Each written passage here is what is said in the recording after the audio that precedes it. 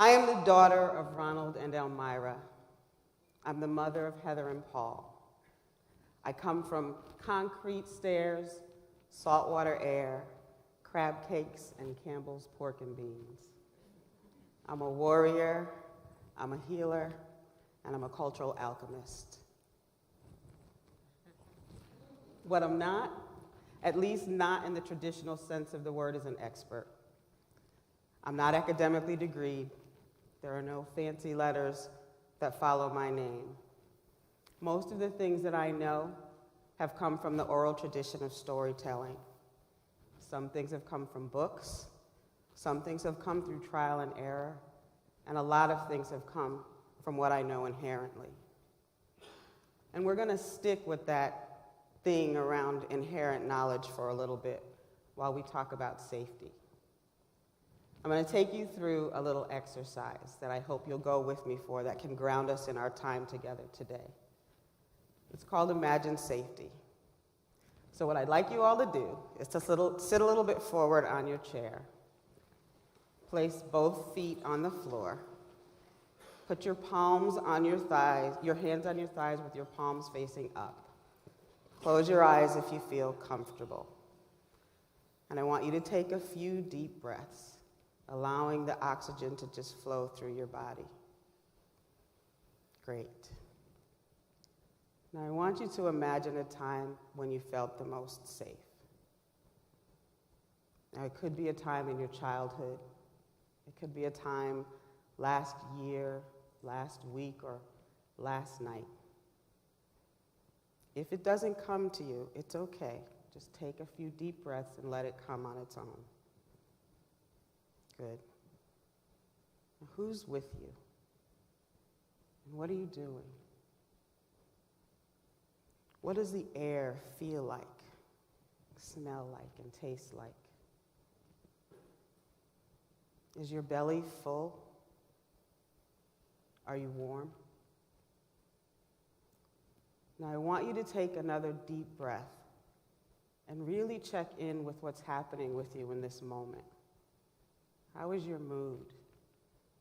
Are you feeling happy? Nostalgic? You might even be a little sad with longing. All of that is okay. Now I'm going to ask you to take one last deep breath and hold on to this moment as you come back into the room and open your eyes. Welcome back. How are you feeling? So usually at this point in the exercise, we ask a few people to tell us what they saw. And we hear stories around making pies in grandma's kitchen, driving for the first time with dad in the passenger seat, being on the beach in the arms of a loved one. But stories of love and family and creating home are always the places where safety exists. People feel light, they feel full, they feel tingly, which I hope is what some of you all are feeling right now. My own image is this one right here.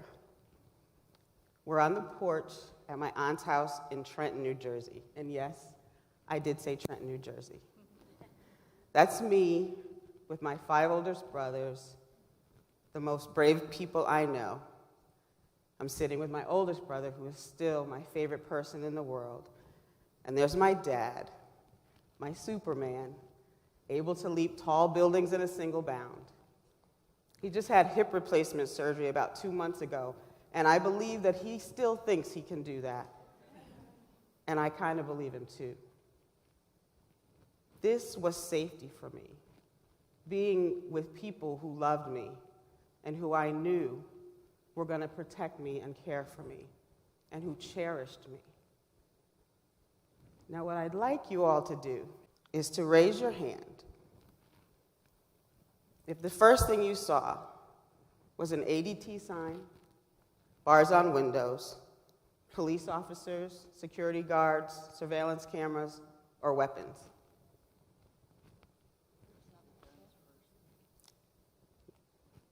And were those things the things that made you feel warm and tingly. So you can see kind of where I'm going here. We have been conditioned to believe that we live in a perpetual state of danger, and that the only things that will keep us safe are these things right here behind me. But what we know inherently is that safety is much larger than the absence of physical danger. That safety, we feel the safest when we are loved and cared for and when all of our needs are met. Now understand that I don't live in some utopian world inside of my head. I know that bad things are happening in the world. Collectively, we have mourned the loss of life in Sandy Hook, in Charleston, and recently in Orlando. But the promotion of this perpetual state of danger doesn't actually increase our feelings of safety. It increases our feelings of fear. And that has also led to our collective mourning and the loss of life for Trayvon Martin, for Renisha McBride, for Jonathan Farrell, and just this week, Jerry Williams, right here in North Carolina, and Alton Sterling, and Philando Castile. And these feelings of fear are actually disproportionate to what we actually know, to our everyday lives. So I want to talk for a minute about trauma, trial and error, and transformation. 10 years ago, Durham, North Carolina found itself in the middle of an international scandal. A young black woman who was working as a dancer accused 3 Duke lacrosse players of sexual assault. Now, stories about violence against women are very difficult for me because I'm a survivor. And so when these stories happen, I immediately feel powerless. It's hard for me to breathe. I freeze, and I begin to look for places where I can hide until it's all over with. This is not uncommon for people who experience trauma. It's called post-traumatic stress.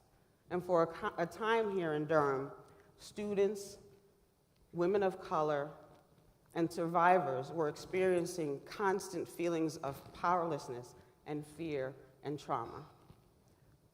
The media was everywhere. People across the country who were getting this story through 30-second sound bites was one thing, but here, we were being consumed by it. Everybody, everywhere had opinions. They often fell across race, class, and gendered lines. And for some of us who chose to speak up, we were also receiving death threats.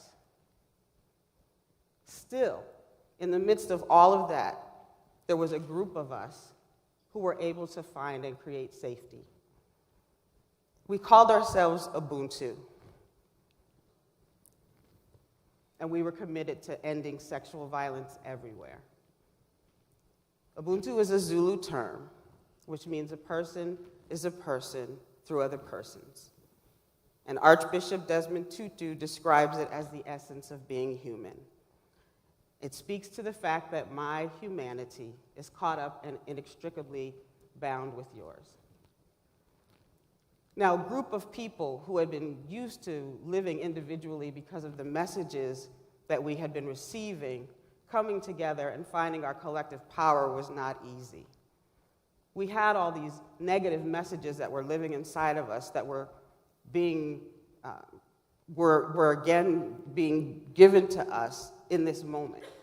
Messages like black women are unworthy, unrapeable, and did not have the right to be safe.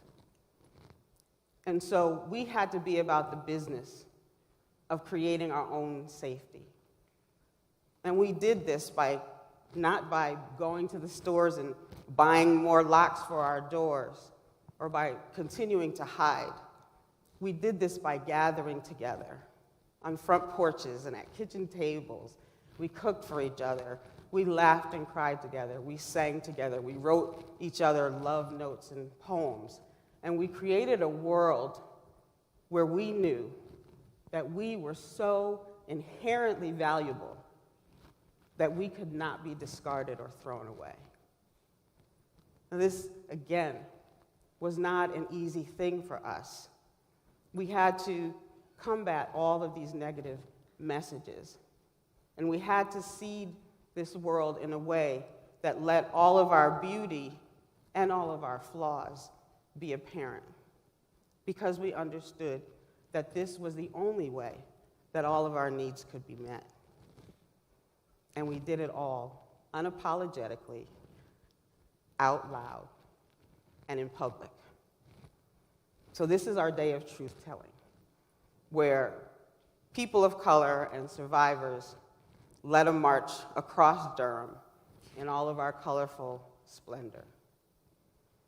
Now understand that we didn't live in a bubble. We knew that the things that brought us together was our collective experiences of harm and violence. And again, we understood that creating a world where no one gets thrown away had to include the very people who harmed us. So think about that for just a moment. We have all been taught that people who harm other people must be removed from our communities through incarceration. But many of us in Ubuntu had been impacted by prisons and jails. And we knew that the retributive system didn't heal anything. We knew that it just served to break our families apart and increase our fears of losses. And so we kept challenging each other to envision a world without walls and cages. This was not something that was easy. It was very exciting, and it was very challenging for me. But all of the ways that I had thought about safety, the hiding, the shunning from people rather than embracing conflict, began to fall away.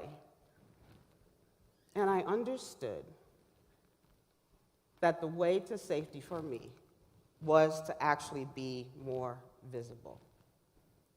And I also understood that collectively seeing our own humanity and our own values created safety for all of us. Now, this was really hard work. It's still hard work to put into practice. It requires a cultural shift. It requires a behavioral shift. It requires us letting go of the voices in our head that would say we're not safe, and the voices in our head that say that we need to look at people, to measure people by how dangerous they may be to us, as opposed to seeing them in all of their humanity. And then the other thing that we had to do as we were doing this work in community was to combat all the voices from the outside that said that our vision for safety, which included love and family, was unrealistic and too big. So it took a lot of practice. It took a lot of trial and error. It took a lot of good food, and it took a lot of dance parties. So since 2006, my work in community has been more focused on creating communities where we can transform harm through visioning and through intervention and prevention and repair. I work with folks in my organization and folks in community, often the folks who are considered to be the problem, to create harm-free families, schools, and communities. And since 2014, we have taken over 60 Durham community members through a harm-free zone process, much like what we did in Ubuntu.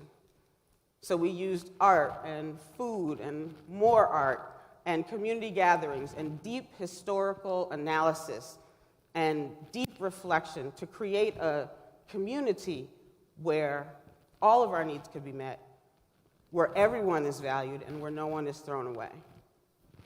Now, this may seem simple in like an incubation hub where folks are working together, but we also had opportunities to practice this outside of our incubation hub. And I'm going to give you an example of this. 2 of our participants were arrested, taken into custody.